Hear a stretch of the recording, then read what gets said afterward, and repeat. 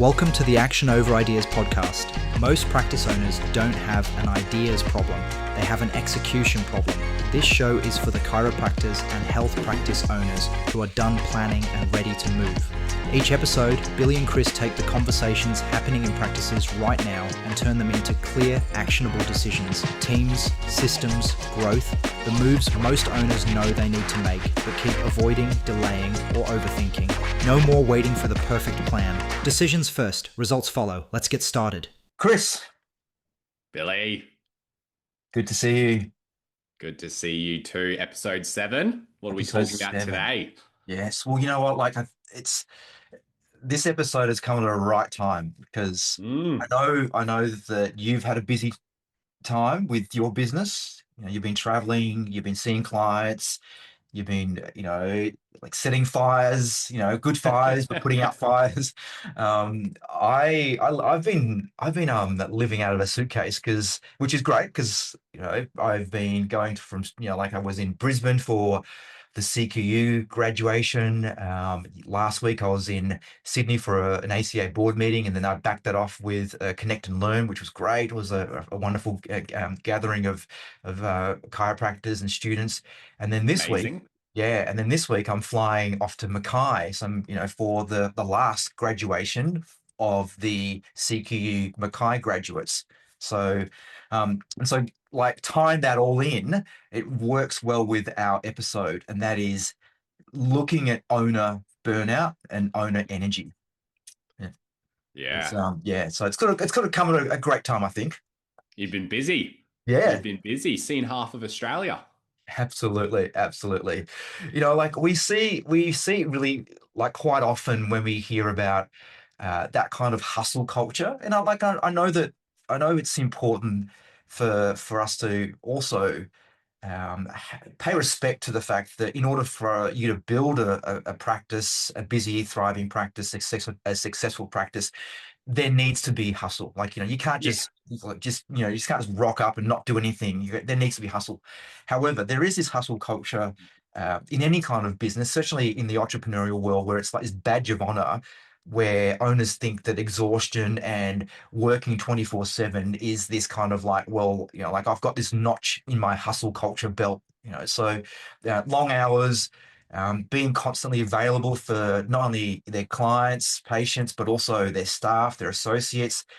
And then we get decision fatigue, and then we end up often not being discerning about the right decisions, maybe choosing too many shiny objects because we think that the next shiny object's going to work, and then being too committed.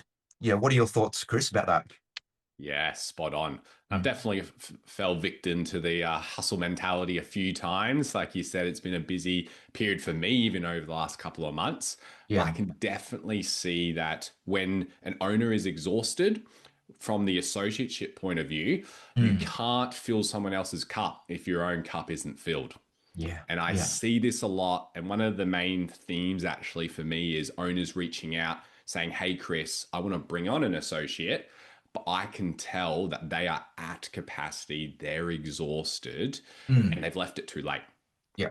And if you bring on an associate and you don't have the energy to help them, then you're letting down your own community, you're letting down your own practice, and we're stalling their career as well. Yeah.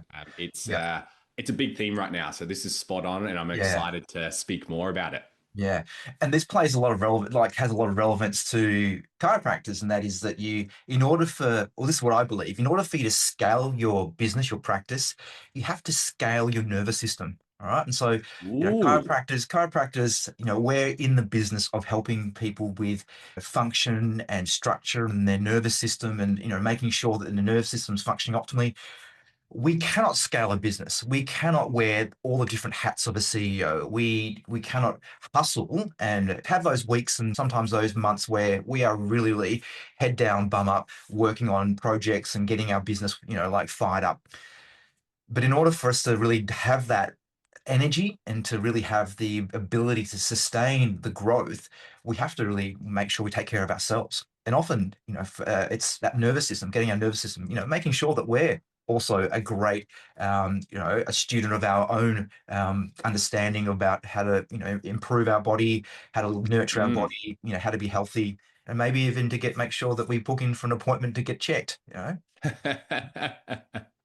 Yeah. So why do you think we see a lot of owners that are at capacity and they're feeling the burnout? Well, I think that there's a number of reasons for that. Um, typically it's financial, I think, Yeah. because if you're an owner, everything's on you.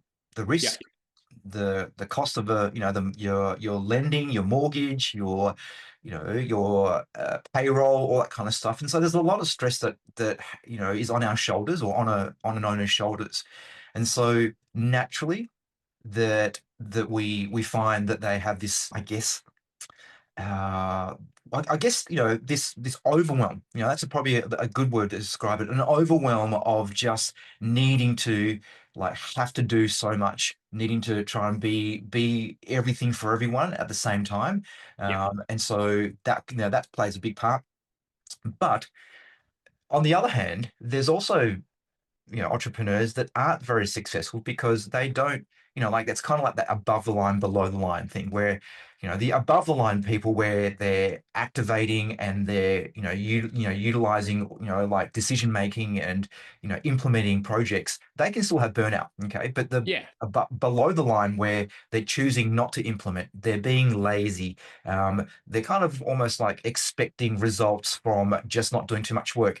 They can also get burnt out because, like you can get burnt out from just not doing the work either as well. Yeah. Yeah, yeah. And then it becomes very messy, doesn't it? Yeah. Yeah. And I think you hit the nail on the head before about decision fatigue as well. Mm. I see that quite a lot when owner comes to me and they're having to make 4,000 different decisions, and that can be tough. And we Yeah. spoke about this in another episode, looking at that there's heaps of hats each owner has to wear, and as a small business owner, that's stressful. Mm. Like in the corporate world, they've got departments that handle just one thing: marketing, Yeah. Yeah. HR, and that's their entire job. And I definitely feel for the owner that's having to juggle everything, Mm. and that causes maybe some decisions that aren't made efficiently. Maybe it's the wrong decision. And I'm a big believer in if we can step back and create the right systems, the right people systems, practice systems, then it helps everyone. Yeah. Yeah. Like exhaustion reduces owner decision quality. Yeah. Um, we end up making poor decisions, Yeah. and then that creates more problems. And it goes back to that whole thing where the logic part of our brain can get sort of skewed, and we become very Yeah. emotional. Like it's sort of we kind of go back to that sort of right side of our brain where it's like, oh, like I'm like like because I'm tired, because there's so much going on, because I like I'm feeling burnout, I'm very emotional. So therefore, what happens is that we tend to not look at the next logical step. We look at domino number 50, and then we start to work on that, and then we go, okay, well, what kind of shiny object or what sort of Yeah. thing can we sort of add into the whole mix to get that working? And we forget that realistically, like we need to actually stop, pause, reflect on what's going on, and then more problems increase exhaustion. Then we have this sort of that burnout feedback loop where that we know that we're not in a good place, but we just need to keep moving because we feel like we're not actually getting anywhere. And then so so, I mean, I see that there's a number of signs of, I guess, owner burnout, or even, I mean, we could talk about associate stuff as well, but having some element of sort of, like having an element of short temper, like your fuse is shorter than normal. Yeah. All Yeah. right. Um,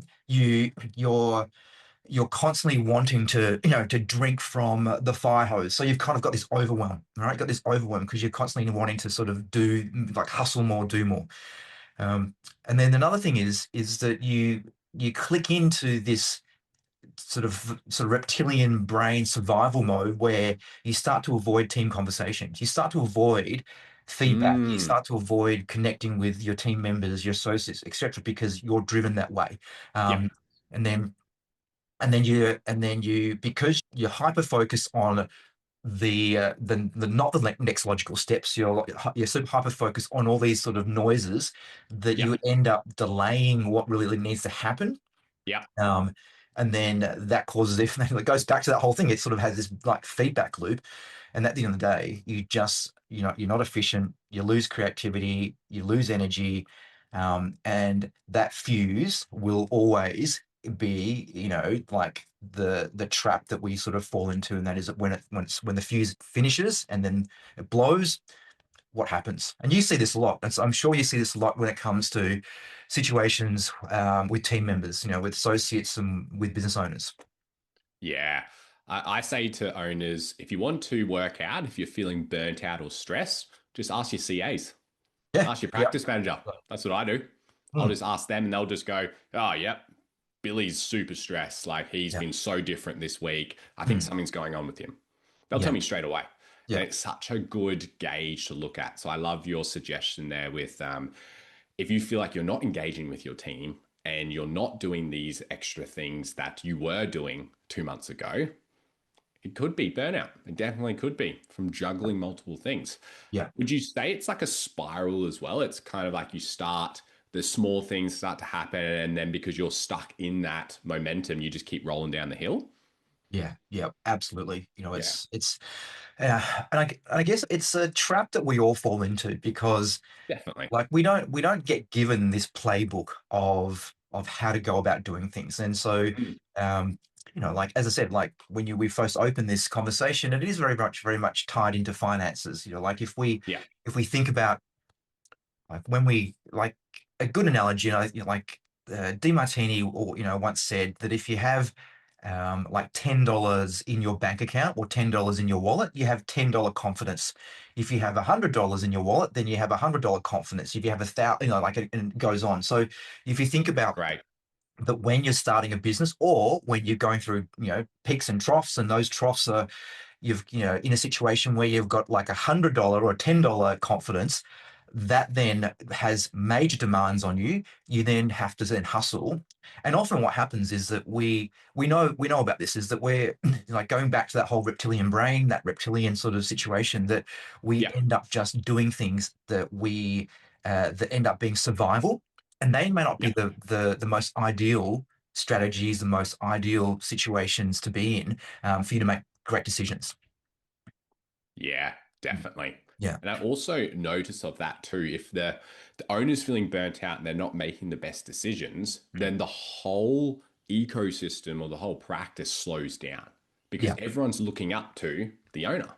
Mm. They're leading it. Their battery, if their battery's at 60%, everyone else is feeding off their battery Yeah. and Absolutely. it slows down momentum. And I can Yeah. see that as well. And the opposite effect when a practice is thriving, the owner is definitely not burnt out. They Yeah. are really going for it. They're enjoying what they do. Yeah. And they've got 100% battery. So their team can feed off it and they can help the community. So yeah, it goes the opposite way too. Yeah. And look, analogy time. Like, We're only 15 minutes in. analogy time. Well, first of all, the it's like an elite athlete. So if you think about like an elite athlete, they can only perform at their sort of level Yeah, if they rest and recover. Like yeah, if they were to train, constantly without rest, without recovery, then they're not going to actually, get to the results they can get with the gold medals at the Olympics, etc. Same as business owners. If we never actually pause, reflect, stop, I'm not saying that we should kind of, have work half a week, or you might, but like, but work half a week, put your legs up, and like drink pina coladas all the time.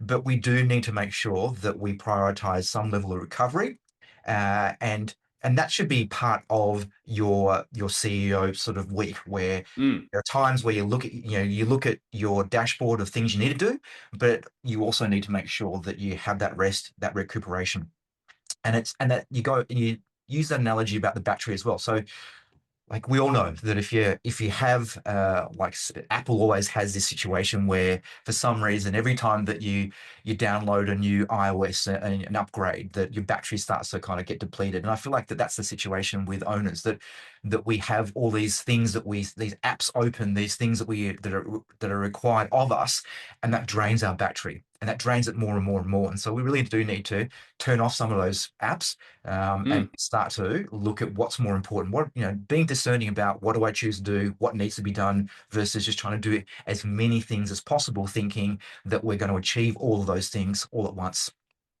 Yeah. And just off that topic there and linking it to your comment around finances too, Mm. if an owner decides to then, get a marketing company in, get someone in to do HR and start to clear their schedule, that means they have to invest a little bit more to obviously Yeah. pay for those services, Mm. etc. I find that can be very tough. And I completely understand that because then, from what the business is producing, then you've got to give some more that way. Yeah. Yeah. How do you help someone get through that too? Because I can understand why that could be a challenge. It's like, well, if I do it myself, then it's free. Well, I'll do Yeah. it. But if I keep doing that, then I'm actually costing me more money because I'm not growing. Yeah. All right. There's something that I use a fair bit when it comes to my coaching, but also for myself. Yeah. Just because you can doesn't mean you should. Just because you Mm, can doesn't mean you should. I can go to Bunnings and literally there's everything at Bunnings to build a house. yeah. I can, but should I? All right. And and I need to be honest with myself. And I'm like, okay, well, there's ChatGPT, there's YouTube, there's online trainings, there's all sorts of stuff.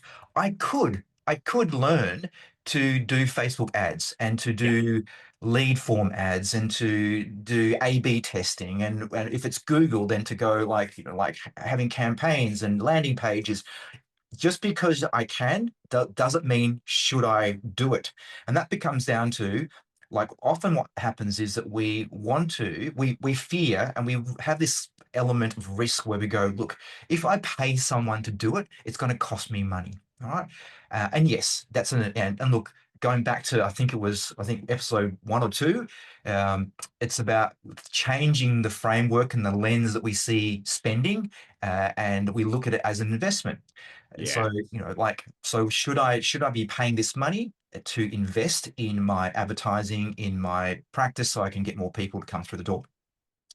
The trouble is that we have this, once again, this kind of sort of, reptilian sort of hunter-gatherer. Well, we can do everything. Just because you can, it doesn't necessarily mean you should. If I Yeah. feel that, like, yes, I could do those things, but would I do a good job? Like, I could build a house, but is it gonna be stable? I mean, are the windows going to be at the right level, etc., all that stuff? And so I think that, to answer your question, absolutely, we wear lots of hats. A lot of owners want to do everything themselves because it saves money. It's they can do it themselves, and they have maybe some time to do it. But will we get the best results? And if it means that we have to, remember, not spend but invest some money, but we get someone that's professionally and accountable to their job to, Yeah. perform, and that does it better. And yes, you will have to part with some money that you're investing, but you'll get a better return on it. So, that's a long way to answer that question. I'm basically saying that just because you can doesn't always mean you should, and therefore, Yeah. like, getting yourself maybe to HR, and find and recruit a new associate or a new staff member. Yes, it's going to cost someone, but I mean, you have access to the candidates. You have the systems and the processes to be able to vet the right people. You have done it before, and therefore, and also, you have testimonials. You can stand by what you do to get a great result. Uh, Mm, Whereas, like, if I did it myself, yes, I can. I can recruit. I can go on Current Classifieds. I can go and ask my friends. I can put an ad in a magazine, etc. But I really should be maybe focusing on other things, because that's what's causing me the overwhelm. That's what's causing me the burnout. And B, will it mean that I get the best? And could it be, that I have to go and do this twice or three times because I got the first one, not right, and then the second one, like, do you know what I mean? There's all those different things going on.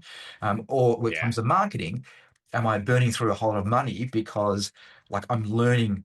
as I'm doing it. And so therefore I'm constantly having to tweak and go relearn and watch the videos to see, am I doing that Facebook ad right, etc. And then whereas if I spent the money up front and then got someone to do it, then I'd probably be further ahead with, my leads and my prospects coming through the door.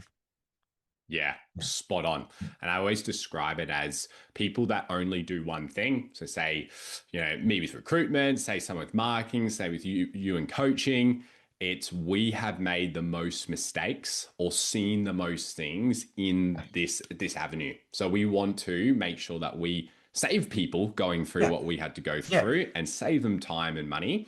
And that will reduce burnout because there's nothing worse. And I'll just use recruitment as an example. You Mm. hire on an associate because you're burnt out, and then you don't have enough battery to help them, and then Yep. that ends up not working out and actually adding more burnout to the owner, and then also Mm. unfortunately the associate suffers too.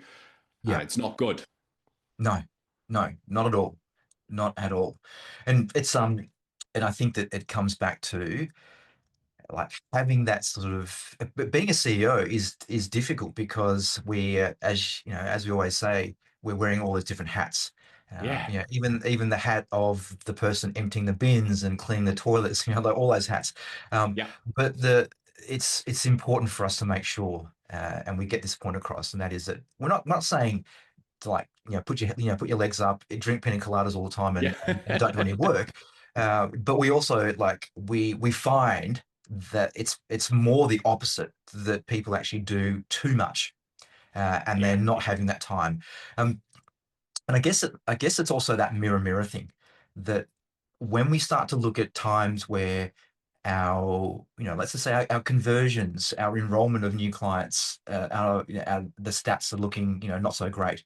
When our retention falls, when we're not yeah, attracting the right ideal clients coming through the door, when we get a lot more missed appointments, cancellations, reschedules, sometimes, more often not, it could be a reflection of the fact that we ourselves don't have the energy, and we're actually needing to once again fall back on the fact that we're overwhelmed, we're doing too much, and so that we're causing these things to actually not go as well as we'd like to. And so we could be like, hey, CAs, why aren't you doing the work?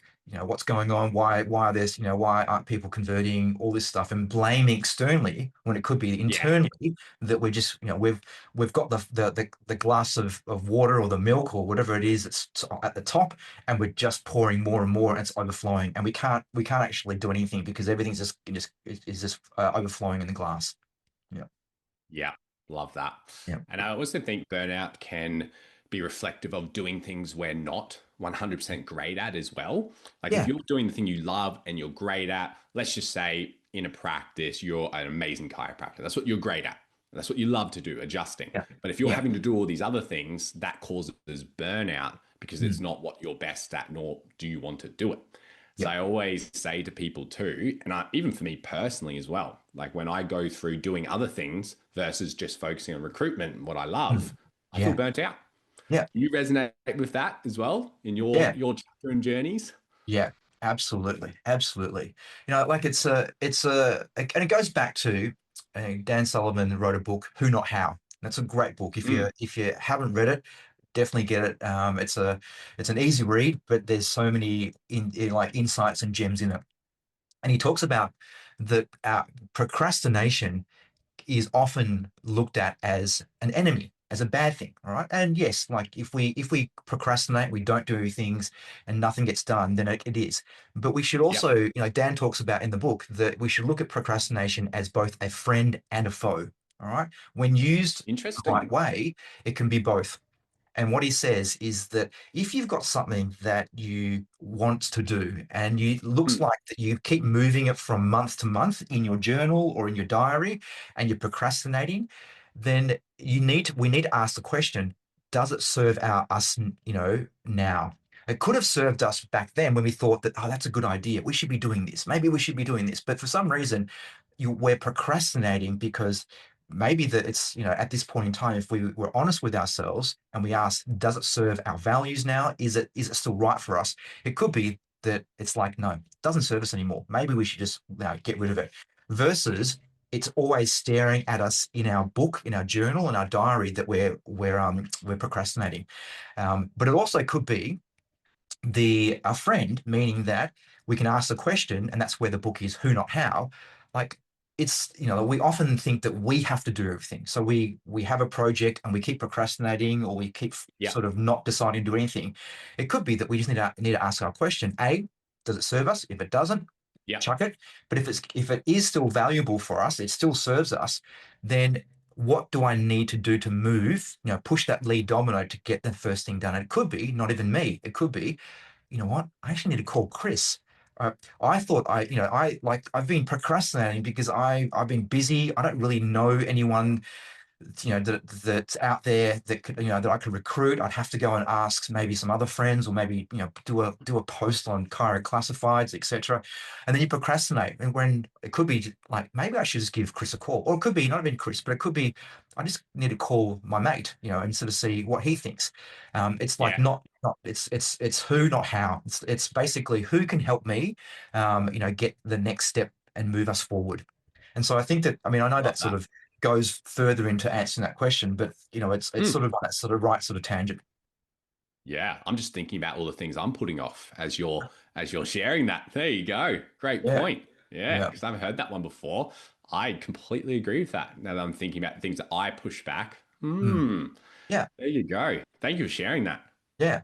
It's, and if our listeners think about it, there's so many things that we procrastinate on. Oh, And yeah, sometimes, more often not, if we stop and actually have a look at what we're procrastinating on, are things that we decided way back and it no longer serves us, or we go, what, we've kind of moved on, but it's still sitting there in my dot points for me to do. yeah, And so it like, if we look at it and think about it and go, you know what, that was, I thought it was going to be great to do this thing, this marketing thing. And now I think about it, well, first of all, I've organized a marketing person to do my marketing, so that's great. The other thing needed me to learn all that stuff, and that's probably why I didn't want to sort of go ahead of, because I didn't have the time to look at the online modules, or to watch YouTube videos, or like to do my own research, and that's why yeah. I procrastinated. But now, look, I don't need to do it anymore. So Yeah, yeah. love that. I think that's a great lesson for anyone listening to this who's even creeping into a bit of burnout too, because we want to catch Mm. it early. Yeah. That's fantastic. Okay, Yeah. well, let's get into some of our start stops and our success metrics. What do you think? Okay. What's on the list for you, Billy? All right. Well, first of all, stop normalizing being exhausted. Okay. Like, Mm, be like, there's no badge. There's no notch in your belt that you need to carry. Like, I think that gone are the days, and I hope they're gone, because, like, as I said to you, I'm one of the dinosaur chiropractors. There was a stage back in the day where you used to go to chiropractic conferences and seminars, and then that badge of honor was like, how many people do you see? yeah, How big's your practice? Now, like, I'm not saying that we shouldn't have our own personal goals, and that we stop striving for our growth, or for our own business, yeah, but stop normalizing this whole hustle thing, where it's like, hey, I work more hours than you, so I'm even better. So there's that. Stop glorifying all of that sort of stuff. And then stop saying this is just the busy season, and then I'll get to it when it ends. Because the truth is, it never ends. It never ends. yeah, Like, it's even when you buy a brand new home, like, it's everything is brand new. There's, like, versus obviously buying an older house, but even a brand new house, you can't rest on your laurels forever to think that there's nothing that needs to be done.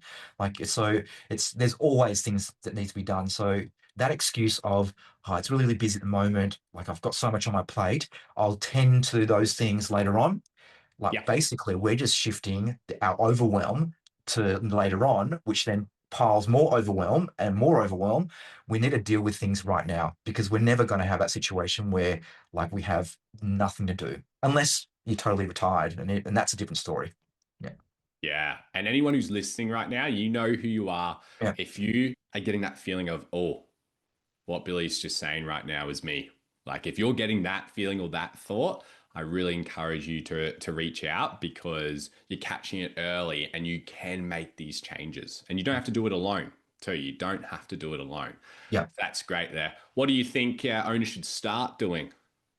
Start. Well, once again, there's so many, but look, I'm going to just distill it down to just a couple. So number one is protect at least one. Okay. You could have more Yeah. than one, but once again, we don't want to overwhelm people, but protect at least one non-negotiable that you need to do. All right. And that Yep. could be just starting having it in your diary because being a great student of your calendar means that you'll get things done. So in the same way that if you've got shifts of when you're seeing your clients, your patients, you have to rock up and do that. And so in the same way that if you put into your diary time where you can actually relax, and that could be that you're not thinking about work, you're sort of hanging up the apron of your practice, going to the gym, Yep. doing some meditation, hanging out with your kids and family, going, like whatever's going for a walk. Like there needs to be time. We cannot just be constantly burning that fuse because the fuse is going to run out.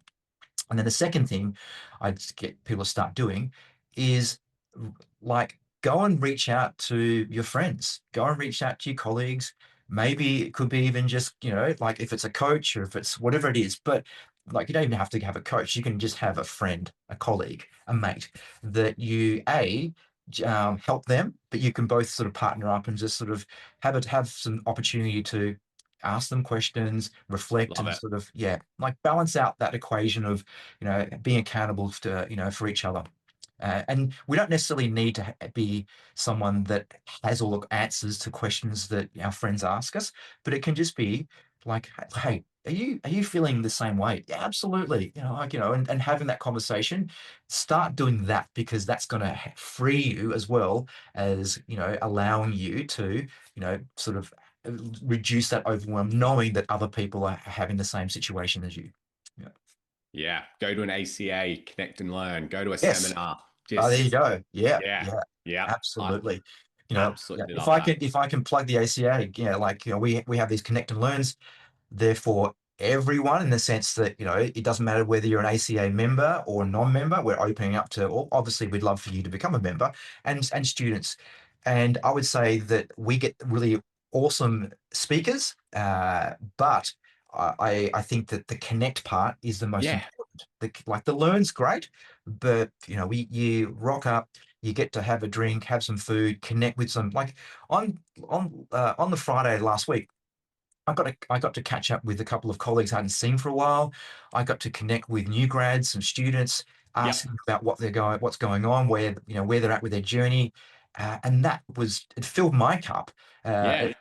I'm sure that they left that event feeling, that they connected with people, they had a lot of fun, but also they learned some great things as well. So Definitely. mm, Amazing. Couldn't agree more. yeah. What about the success metric? What are you feeling like the audience can use? Look, I think that it's something that an owner would be better off, as I said, that's whole start, like making sure that there is a non-negotiable when it comes to, Yeah. but allowing that to then flow into the team as well. Okay, so making sure that your team members, your CAs, your associates, your practice managers, if you have a multi-professional practice as well, all your team members, they also have that ability for themselves to check out, reflect, relax as well, and not be overwhelmed. Because the culture, if it's this hustle culture with the whole team, then it's going to break. So I Mm. think that, a success metric would be not only for the owner, but for the owner to also make sure that they're looking after, or at least, having this conversation, having that support with their associates and their team members. Yeah, Yeah. love that. Yeah. I'd love to add another point to that too. Someone taught me this, and I think it's really incredible. Is how do you feel coming off if Friday's the last shift or Saturday's the last shift? How do Yeah. you feel entering into your weekend? Are you Mm. excited? Are you tired? And how do you feel going to your first shift, whether it's the Monday afternoon, Tuesday morning? How are you feeling stepping in for the first time? Because Yeah. if you're feeling like you're just like, oh man, Monday's already come around, then you're Yeah. probably feeling a little bit of burnout. Yeah. And it's definitely the owners, even the associates I speak to, that are like, oh, sweet, it's Monday morning. I'm getting Yeah. stuck into it. I'm excited. And I use Yeah. this personally for myself too. So Yeah. that's another one I wanted to throw out there too. Yeah. And, it's like, I know that this is a lot of this stuff, like, we're not really giving, like, shiny object tools and strategies to kind of get them to, increase their finances and to increase their patient numbers. But it absolutely is. If Yeah. you're able to, don't, like, reduce the burnout, to have more energy, to really gain and regain your passion every time you're at the practice, you're only going to attract more people. You're only Yeah. going to improve your retention. You're only going to get, a better culture of your team as well. So it's one of those fundamental things. It's like, it goes back to that nervous system. It's like, yeah, the only way that you can scale your practice, the only way that you can build a thriving practice, is to make sure that you scale your nervous Yeah. system, your energy, your passion, your internal fire. And if the fire isn't there, it's very, very difficult to get everything else done. Yeah. Yeah. Couldn't agree more. Mm. Wow. What an Yeah. episode. I think, well, the listeners can tell us this, but I think we'll have to run this one again and go into more detail because I just Yeah. even learnt so much from you there too. Yeah, absolutely. Yeah. And maybe we could do one. I mean, this episode was more sort of, I guess, focused on the business owner. Yep. I'm sure that you would have a lot of stories and a lot of cases where the associates get burnt out as well. And we can't forget Oh, that. yeah. Yeah. Yeah, Mm. definitely. We'll have Yeah. to investigate doing an episode on that too. Yeah. That's Nice awesome. one. Well, that's great, guys. Like always, please shoot us a message, give us feedback, follow us on YouTube and Spotify as well. We hope you enjoyed this episode because I definitely did. I think Yeah. if you are an owner listening to this and you have any sort of feeling around, oh, what Billy just said, that was kind of what I'm feeling right now. Mm. Please reach out. You can take control of this because like Billy said, it doesn't matter what systems you have. If you're feeling burnt out, you're not going to be able to operate them. Yeah. Yeah. Yeah. And I'll leave one last thing. Like, burnout isn't only for business owners that have been in the business for a long time. We're seeing more and more Yeah. uh, early stage chiropractors feeling Yeah. burnt out. So yeah, like, I don't want to end the episode with that because there's a lot of other stuff, but it could Just be left like a us. segue to something else we can talk about, because we're seeing more and more of that, and that's something that it's a challenge that our profession, and that we need to sort of address, because we're seeing a lot of early stage associates, early stage practice owners that are feeling burnt out. Yeah. Yeah. You've left them on a cliffhanger. I know. Well, it was great to see you, Billy. Yeah, And absolutely. we'll see you guys all very soon. Take care. See you next time. See ya. Bye. That's a wrap on today's episode of the Action Over Ideas podcast. If something you heard today made you think, that's awesome, but thinking isn't enough, pick one thing from today's conversation and do something with it this week.